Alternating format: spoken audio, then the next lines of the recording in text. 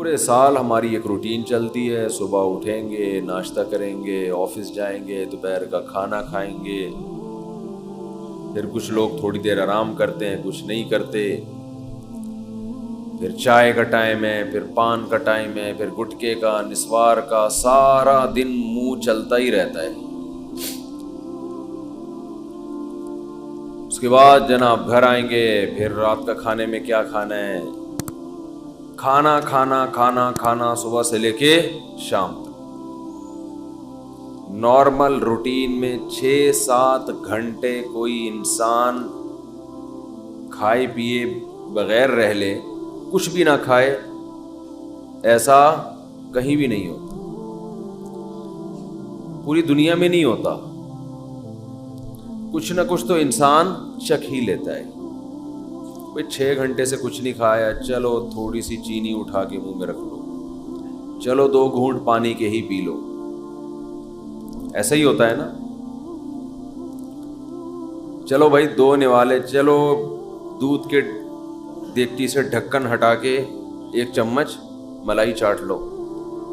ہر آدمی کے الگ طریقے، کچھ بھی نہیں یار آدھا کپ چائے پی لو، صبح سے چائے نہیں پی لو، کہہ رہے ہوتے ہیں نا۔ لیکن رمضان میں کیسی اللہ تعالیٰ روٹین چینج کراتے ہیں، ایک دم عالم اسلام میں ایک تہلکہ مچتا ہے۔ سحری تقریباً صبح 5 بجے بند ہو رہی ہے، تقریباً، اوپر نیچے، ایسا نہ ہو آپ ساری دنیا میں 5 بجے تک کھاتے رہیں بیٹھ کے، مثال دے رہا ہوں۔ 5 بجے کے بعد 6 7 8 9 10 11، دوپہر 11 بجے 6 گھنٹے ہو گئے، آپ نے نہ کچھ کھایا اور نہ پیا۔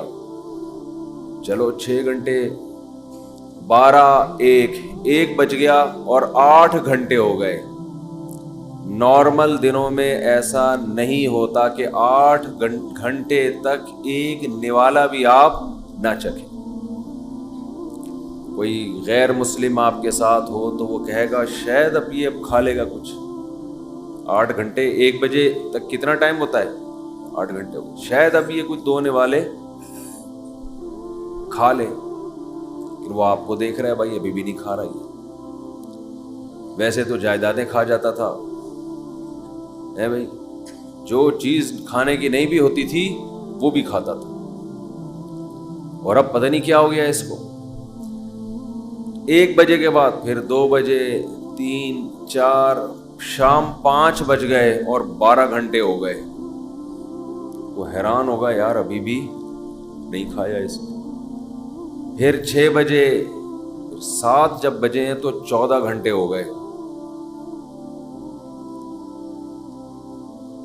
ہو سکتا ہے کوئی غیر مسلم آپ کے ساتھ ہو، دیکھے کہ بھئی آج شاید اس کو کھانا نہ ملا ہو، ایک دن برداشت کر لیا اس نے، 14 گھنٹے تک نہ کھایا اور نہ پیا۔ شاید کچھ شوگر لیول کم کرنا چاہتا ہو، یہ کسی ڈاکٹر نے مشورہ دیا ہو کہ آج تمہاری آنتوں میں کوئی سوزش ہے، کوئی پرابلم ہے تو 14 گھنٹے تک مت کھاؤ۔ اس کے بعد آپ نے کھایا، وہ الگ بات ہے، پھر ایسا کھایا کہ پولیس بھی آپ کو نہیں روک سکتی۔ پھر کیا ہوا ہے کہ آپ سارا دن آپ نے روزہ رکھا، اس کے بعد غیر مسلم دیکھے گا کہ شاید اب ان کے مذہب میں نماز کی آج چھٹی ہوگی، کیونکہ انہوں نے نماز سے بڑھ کر محنت والا کام کر لیا ہے۔ لیکن وہ دیکھتا ہے کہ اب یہ عشاء کے بعد اور مزید لمبی لمبی رکعتیں پڑھنا شروع کرتے ہیں، جو پورے سال میں یہ عمل نہیں ہوتا۔ اِنَّهُ يَرَاكَ حِينَ تَقُومُ وَتَقَلُّبَكَ فِي السَّاجِدِينَ۔ اے نبی جب آپ نماز کے لیے کھڑے ہوتے ہیں وہ اللہ آپ کو دیکھتا ہے، اور سجدہ کرنے والوں کے ساتھ الٹتا پلٹتا بھی آپ کو دیکھتا ہے اللہ۔ تراویح میں کیسے رکوع میں جا رہے ہیں، پھر قومہ میں جا رہے ہیں، پھر سجدے میں گر رہے ہیں، پھر سجدے سے بیٹھ رہے ہیں، پھر دوبارہ سجدے میں جا رہے ہیں، پھر کھڑے ہو رہے ہیں، پھر دوبارہ رکوع، پھر قومہ، پھر سجدہ، پھر سجدے سے۔ کوئی کھڑے ہو کر دیکھ رہا ہو جس نے کبھی یہ عبادت نہ دیکھی ہو تو وہ حیران ہوگا نا کہ یہ مسلمان پاگل ہو گئے ہیں, دماغ خراب ہو گیا ہے, ان کو ڈاکٹر نے ایکسرسائز کا کہا ہے, ایک ہی کام کیے چلے جا رہے ہیں, رکنے کا نام لے ہی نہیں رہے. جس نے کبھی یہ عبادت نہ دیکھی ہو تو حیران ہوگا نا یہ کر کیا رہے ہیں. ایسا تو کسی چرچ میں نہیں ہوتا, ایسا تو کسی مندر میں نہیں ہوتا, ایسا تو کسی یہودیوں کی عبادت گاہ میں نہیں ہوتا. کتنی لمبی لمبی رکعتیں ہوتی ہیں تراویح کی. تو کوئی غیر مسلم دیکھ رہا ہو کہ آج انہوں نے یہ کام کیا 14 گھنٹے, شاید کسی ڈاکٹر نے مشورہ دیا ہو, پھر دیکھتے ہیں اگلے دن پھر اٹھے یہ اسی ٹائم پہ ہے بھائی, پھر 4:45 بجے تک کھایا, اس کے بعد پھر کھانے پینے سے رک گئے, اب پھر 6 گھنٹے ہو گئے کچھ نہیں کھا رہے, 7 گھنٹے ہو گئے, اس نے سوچا 8ویں پہ شاید کھا دیں, 9 گھنٹے ہو گئے, 10 گھنٹے ہو گئے, 11 گھنٹے ہو گئے, 12 گھنٹے ہو گئے, 13 گھنٹے ہو گئے, 14 گھنٹے کے بعد جا کے پھر کھایا. تو وہ کہے گا یہ باولے ہو گئے ہیں, یہی کہے گا نا, ان کا دماغ کیا ہو گیا ہے یار. ایک دن ڈاکٹر مشورہ دیتا ہے, 2 دن دیتا ہے, پھر وہی تراویح. وہی مریخ سے آیا ہوا تھا نا کوئی, جس کو پتہ نہیں تھا رمضان کا, اگلے دن دیکھا پھر وہی. ویسے تو بڑے بدماش ہیں یہ, ایک نہیں مانتے خدا کی, لیکن اب انہیں پتہ نہیں کیا ہو گیا ہے.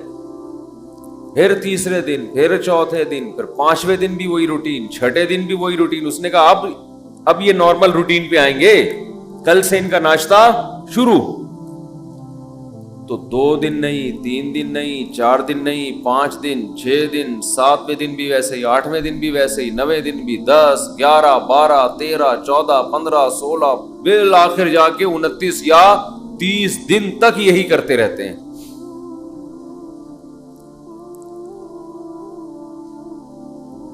تیس دن کے بعد جا کے اللہ ان کو سہولت دیتا ہے, بھائی اپنی پرانی روٹین پہ واپس آ جاؤ. یہ بھی کیا ہے, اللہ اپنے بندوں کو اپنا آپ یاد دلاتا رہتا ہے. کوئی ہم سے پوچھے گا تمہیں کیا ہو گیا, اچھے بھلے تم صبح سو کے اٹھتے تھے, ناشتہ کرتے تھے, کوئی صبح نسوار لگا رہا ہے, کوئی صبح پان کی طرف جا رہا ہے, کوئی گٹکے کی طرف جا رہا ہے, کوئی چائے پی رہا ہے, یہ کیا ہو گیا تمہیں؟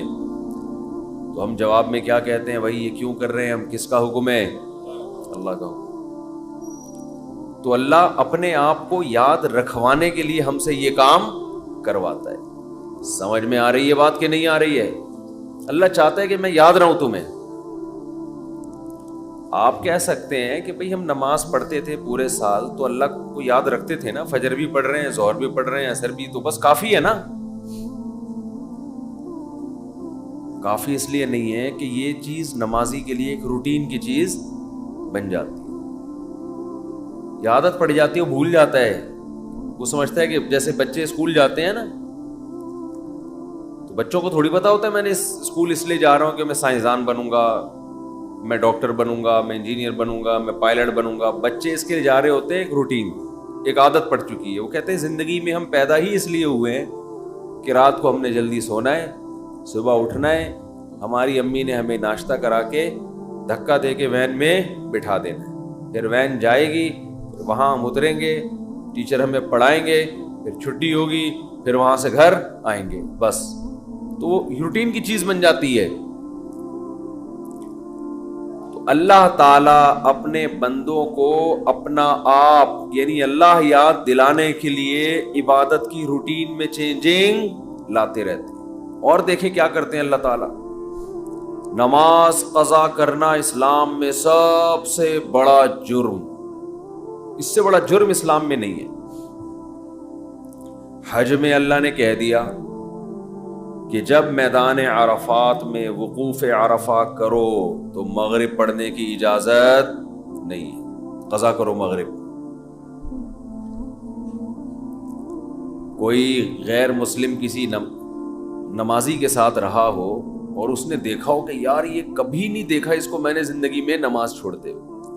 جو نمازی لوگ ہیں, اگر کوئی ان کو 1 کروڑ کی آفر کرے کہ تو مجھ سے 1 کروڑ لے لے, آج مغرب کی نماز چھوڑ دے, وہ چھوڑے گا؟ کبھی بھی نہیں چھوڑے. نمازی ہوگا تو نہیں چھوڑے گا، وہ کہے گا 1 کروڑ یا 1 ارب میرے لیے کیا یہ برابر. لیکن وہ دیکھ رہا ہے غیر مسلم کہ یار یہ حج کرنے گیا ہے وہاں اللہ کو راضی کرنے، لاکھوں روپے خرچ کر کے، اور عرفات میں مغرب اس نے پی گیا، یہ مغرب پی گیا، یہ ہے بھائی پڑھ ہی نہیں رہا. اس سے پوچھو کیوں نہیں پڑھ رہا؟ بھائی مزدلفہ میں جا کے عشاء کی نماز جب ہوگی تو اس کے ساتھ پڑھوں گا. بھائی تو کروڑوں روپے کی تجھے آفر کی تھی اور تو پھر بھی نہیں، تو نے چھوڑے تھا، تو اب کیوں چھوڑ دیا؟ اب تو یہاں آیا ہی خدا کی عبادت کے لیے، تو اب تو تجھے اور خشوع خضوع سے پڑھنی چاہیے. جواب میں آپ کیا کہیں گے؟ بھائی اللہ کا حکم ہے. تو یہاں بھی اللہ اپنے آپ کو یاد کروانے کے لیے ہم سے مغرب کی نماز قضا کروا رہا ہے، تاکہ احساس رہے ہم پڑھتے جب تھے نا تو روٹین کی وجہ سے نہیں، اللہ کی وجہ سے پڑھتے تھے. لہذا جب وہ کہے گا نہیں پڑھو، چھوڑیں گے ہم. پھر سمجھتے ہو کہ نہیں سمجھتے؟ نہیں سمجھتے نا، مسئلہ سارا یہی ہے. اگر سمجھتے ہوتے تو پہلے سے سمجھ کے بیٹھے ہوئے ہوتے. ہم یہ سمجھتے ہیں کہ یہ کلچر کا حصہ ہے، یہ رمضان اور بقرعید اور نہانا دھونا جمعے کے دن، یہ کلچر کا حصہ ہے. یہ کلچر نہیں ہے بھائی، یہ اللہ چاہتا ہے کہ میرے بندے مجھے یاد رکھیں. سب کی بیس اور روح یہ ہے کہ اللہ کو بندوں سے اتنا تعلق ہے کہ اللہ چاہتے ہیں میرے بندے دنیا میں جانے کے بعد مجھے بھولے نہیں.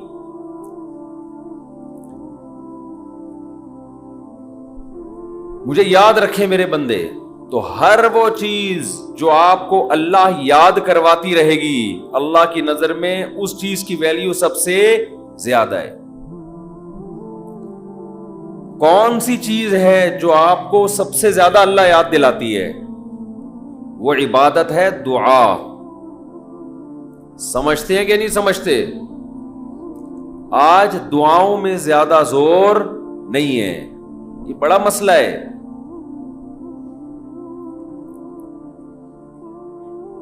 بھائی کچھ نہ کچھ وقت نکال کے ہاتھ اٹھا کے اللہ کے سامنے گڑ گڑایا کریں. آج ہم لوگوں نے دعائیں مانگنا چھوڑ دی ہیں.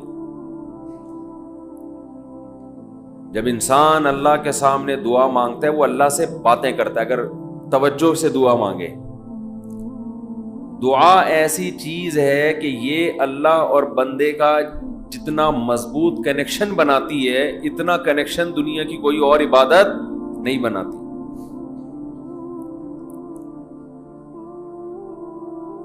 ہمیں شیطان ورغلاتا ہے کہ اس سے مل کیا رہا ہے تمہیں، نظر تو کچھ بھی نہیں آتا، ملتا تو کچھ بھی نہیں ہے. یہ شیطان کا بہت بڑا دھوکہ ہے، وہ بندے اور اللہ کے تعلق کو مضبوط نہیں ہونے دیتا. حضرت عمر رضی اللہ تعالی عنہ فرمایا کرتے تھے کہ مجھے اس کی زیادہ فکر نہیں ہوتی کہ میری دعائیں قبول ہو رہی ہیں کہ نہیں ہو رہی، مجھے زیادہ فکر اس کی ہوتی ہے کہ دعائیں مانگنے کی توفیق مل رہی ہے کہ نہیں مل رہی. دعائیں مانگنے کی توفیق مل رہی ہے اس کا مطلب قبول ہو رہی ہیں.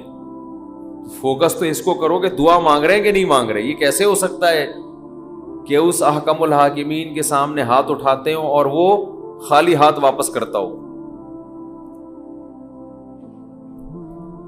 تو آج دعاؤں میں جان ختم ہو گئی، دعائیں مانگنا چھوڑ دی. یہ جو میں نے قرآن کی آیت پڑھی ہے، رمضان اور دعا کا آپس میں بہت گہرا تعلق ہے، بہت گہرا. جب انسان اللہ کے لیے کوئی عبادت کرتا ہے، کوئی قربانی دیتا ہے، اللہ کا نام قرآن میں ہے شکور، قدردان. شکور کسے کہتے ہیں؟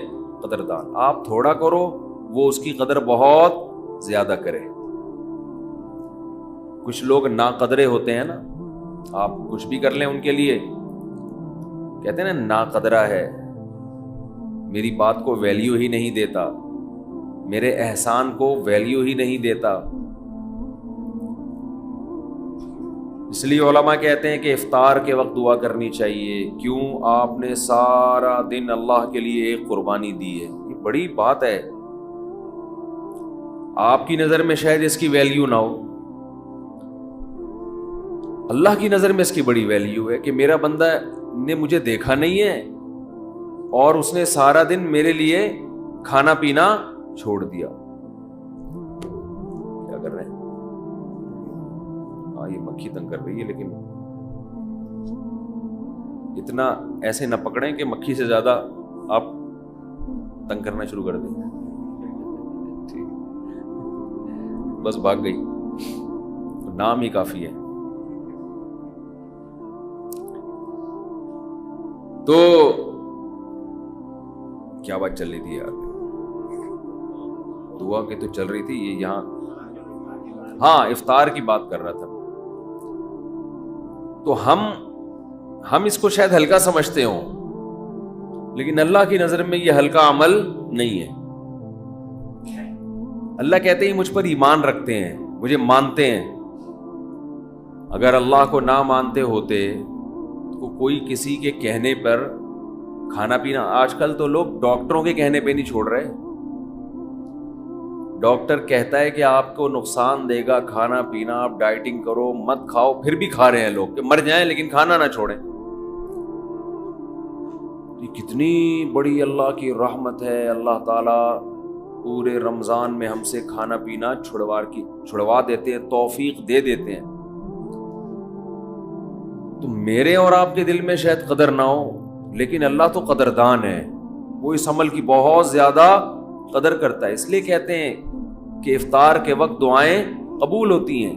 تضرع کا وقت ہے, عاجزی کا وقت ہے. تو دعائیں خوب کثرت سے کیا کریں. دعاؤں میں عاجزی, گڑ گڑانا, لجاجت کرنا. نبی صلی اللہ علیہ وسلم نے فرمایا دعا رو کے مانگو, اور رونا نہ آئے تو رونے جیسی صورت بنا لو, صورت بنا لو رونے جیسی. ہمارے نبی نے ہمیں, کیونکہ اللہ کے سفیر ہیں نا, اللہ کا پیغام لے کر آئے, تو ہر چیز میں ہمیں گائیڈ کر دیا ہے. غیر مسلم کے پاس نہ مانگنے کا طریقہ ہے, کس سے مانگنا ہے یہ بھی نہیں پتا, کیا مانگنا ہے یہ بھی نہیں پتا. کبھی ادھر جا کے مانگ رہا ہے, کبھی ادھر جا کے مانگ رہا ہے, یہ بھی نہیں پتا مانگنا کس سے, کیسے مانگنا ہے. کوئی یوں مانگ رہا ہے, کوئی کسی اور اسٹائل سے مانگ رہا ہے, یہ بھی نہیں پتا. کون سے ٹائم پہ مانگنا ہے جس میں قبولیت کا امکان زیادہ ہے, یہ بھی نہیں پتا. تو اللہ کے حبیب صلی اللہ علیہ وسلم نے ہمیں یہ بھی بتایا مانگنا کیا ہے, یہ بھی بتایا کس ٹائم پہ مانگنے کی فضیلت زیادہ ہے, اور یہ بھی بتایا مانگنا کیسے ہے, دل کی کیفیت کیا ہونی چاہیے, ظاہر کی کیفیت کیا ہونی چاہیے.